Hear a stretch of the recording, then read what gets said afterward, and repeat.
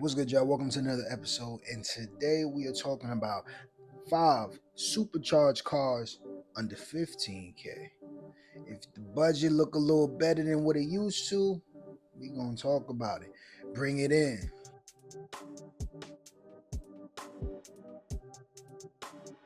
So, you may or may not know about these cars. You may have seen these cars, you may have not seen these cars.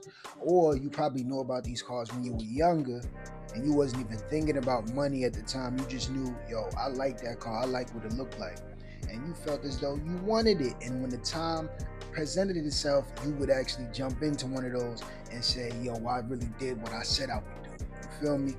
So this list is definitely going to attribute to the younger version of yourself when you didn't have money, but now you got money and you really trying to get into that because you probably forgot about it, to be honest. There's a lot of cars out there that make you forget. So without further ado, let's get into it.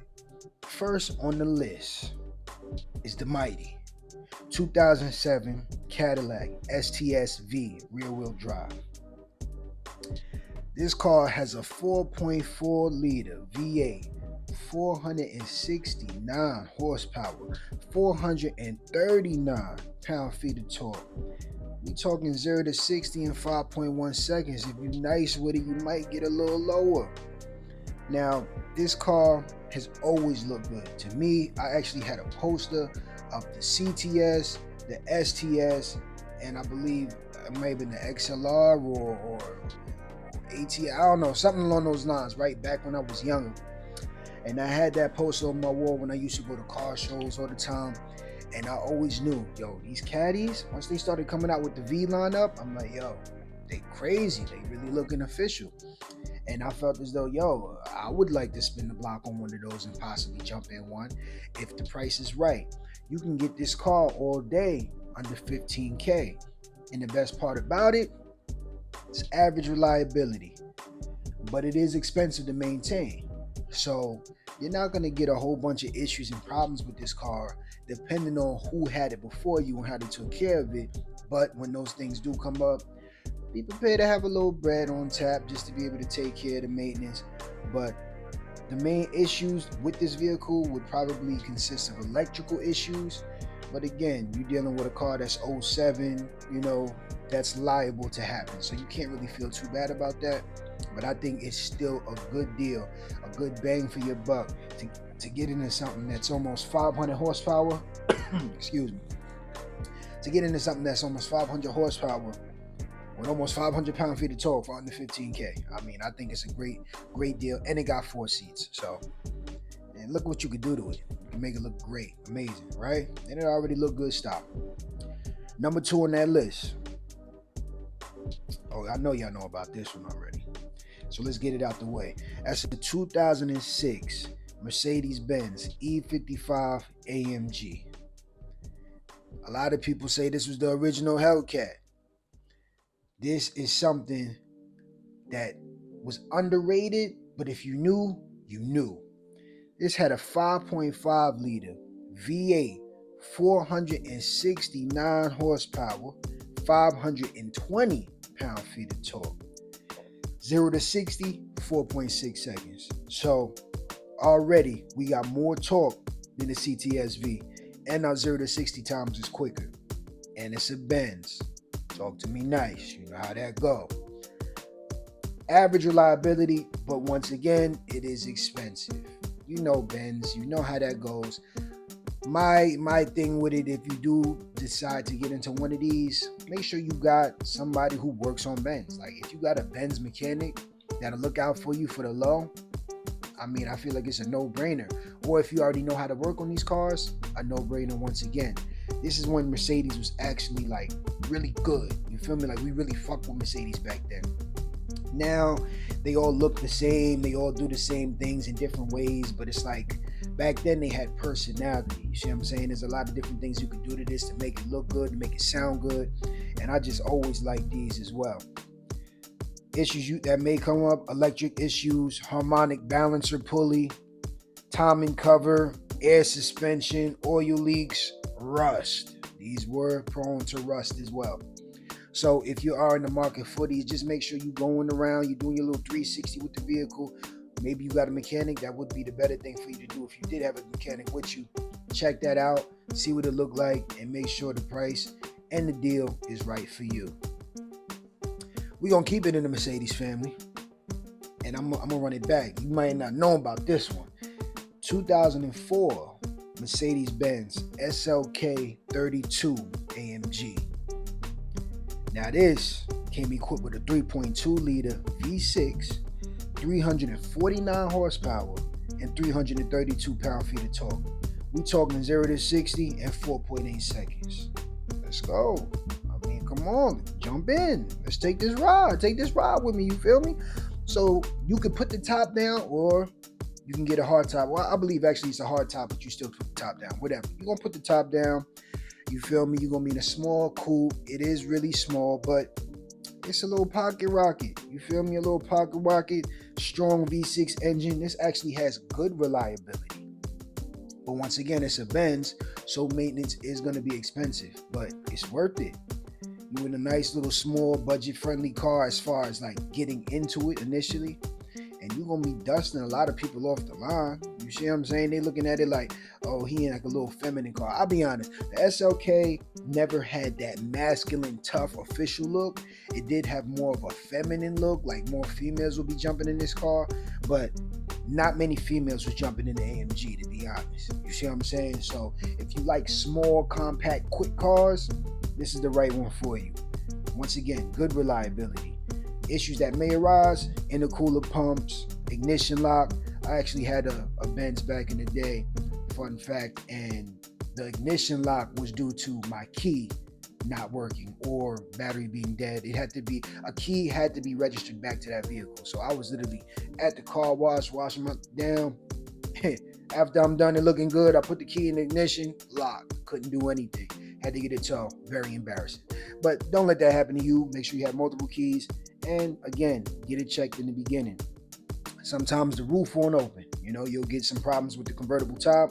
Again, the harmonic balancer and the crankshaft sensor failure. Sometimes you'll run into that issue as well. But again, on the contrary, usually good reliability. Parts will be expensive, but if you can maintain it, or you get it from someone else that maintained it before you, you good. And again, clearly, well under 15K for this. If you're lucky, you might find one under 10 or 12. But again, great car for the price. You're gonna get a lot of it. Let's move on. Y'all might know about this one. This is a 2009 Jaguar XF Supercharged. You know Jaguar, right?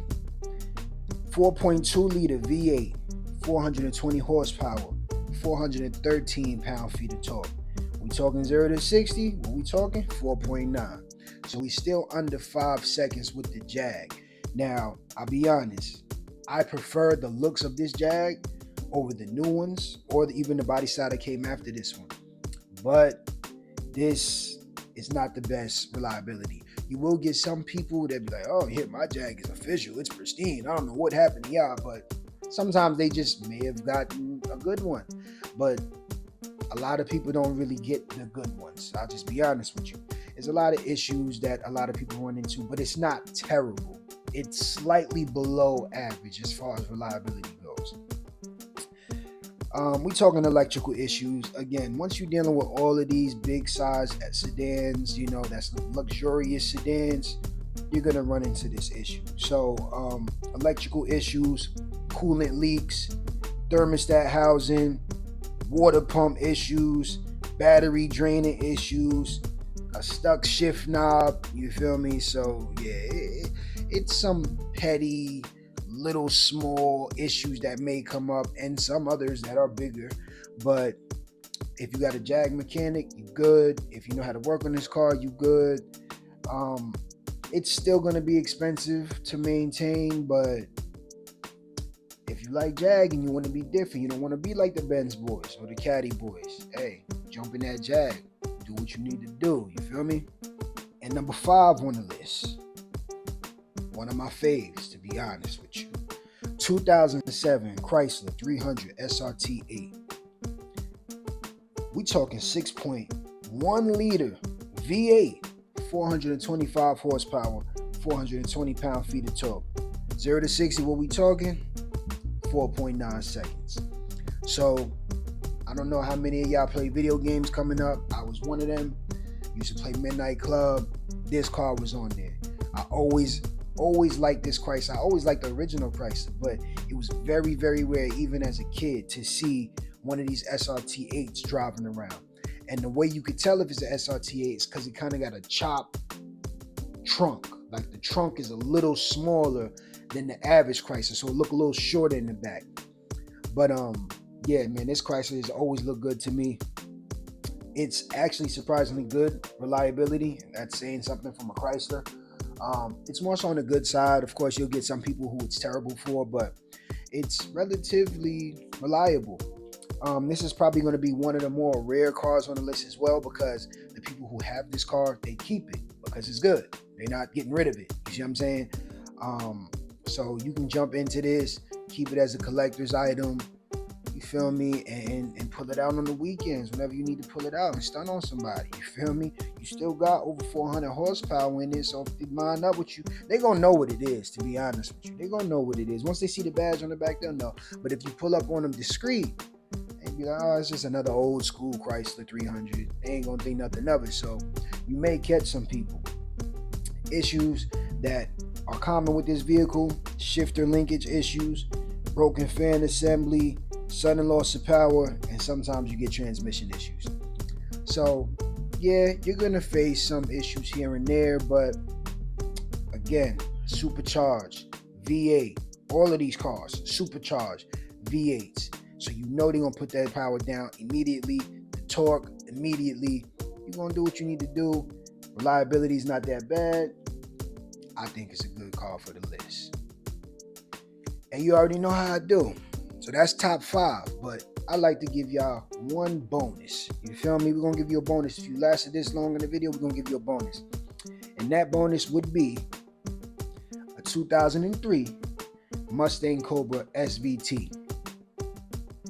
I know y'all like, finally, why the hell he ain't put a Mustang on there in the beginning? I got you.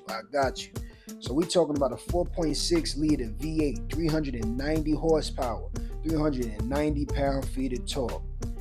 And I know y'all was thinking, yo, it's all automatics on here, man. Like, where the manuals at? I got you. Manual. Feel me? We dealing with a manual Mustang Cobra SVT 4.9 0 to 60. We don't. Come on, man. This is oh shit, my bad. This is the vehicle that you pull out when you want to do all them takeovers. You feel me? All them young dudes doing takeovers. You want to spin the tires and just act crazy and get crazy. This is one of those cars for you. This is gonna do it, and it's gonna do it reliably. Believe it or not, good reliability, and it's cheap to maintain. It's a Ford. Come on, you feel me? We're not dealing with foreigns anymore. It's a Ford. Just like Chrysler, they're not that expensive to maintain. Issues that may arise: fuel problem issues, overheating, valve ticking, and the CV axles is known to fail on these cars. So if you're in the market for them, check it out. Make sure you check these issues, get the paperwork, see when they actually replace these parts, and if it's all good, jump in it. You feel me? Jump in it immediately. So this is the top 5 supercharged cars under 15K with a bonus. Let me know what y'all would actually choose. Me personally, you already know, or maybe you don't know. That's kind of a tough one, yeah, I ain't gonna lie. I was gonna initially say the SRT8 Chrysler 300, but that E55 AMG is different.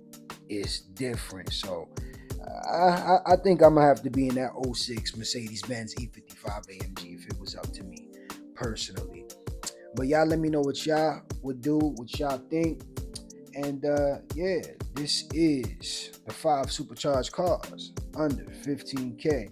If y'all like this video, make sure you share, make sure you subscribe, and just like that, I'm out of here.